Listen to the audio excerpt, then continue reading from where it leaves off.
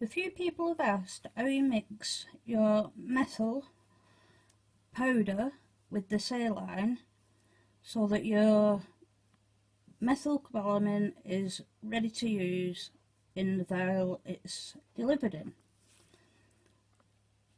This comes with the vial, explaining to you what to do, but some people prefer to have it shown to them to give them a little bit more confidence.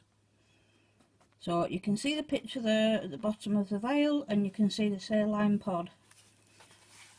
When it gets delivered, it comes in an envelope, well wrapped up to keep it protected from the light. You take your saline, which I have here. Now you have to protect your B12 from the light, so as soon as you possibly can, you need to preferably wrap it in tin foil so that the light can't get to it, because if you don't, it will end up being hydroxycobalamin instead of methylcobalamin. So I have just opened the wrapping, and there's a seal around the lid. That just peels off.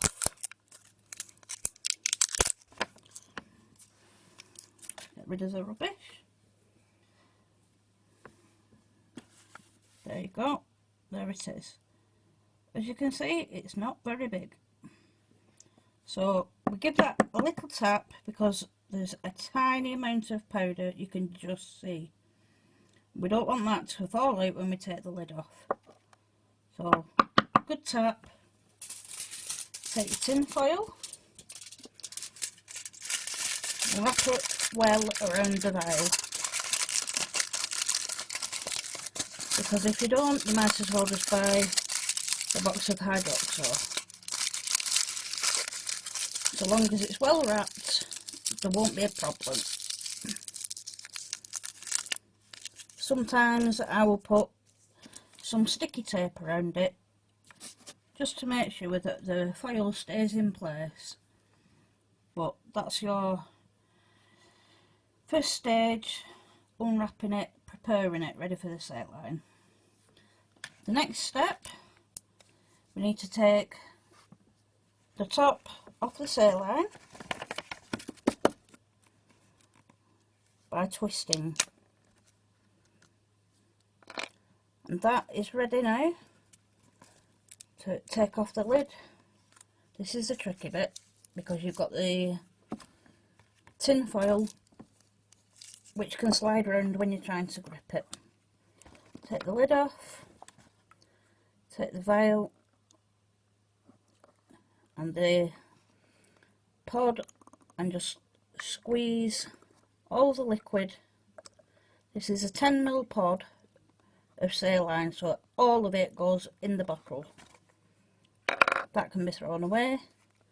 The lid must go back on straight away. Tight as you can. When you've done this, don't shake it.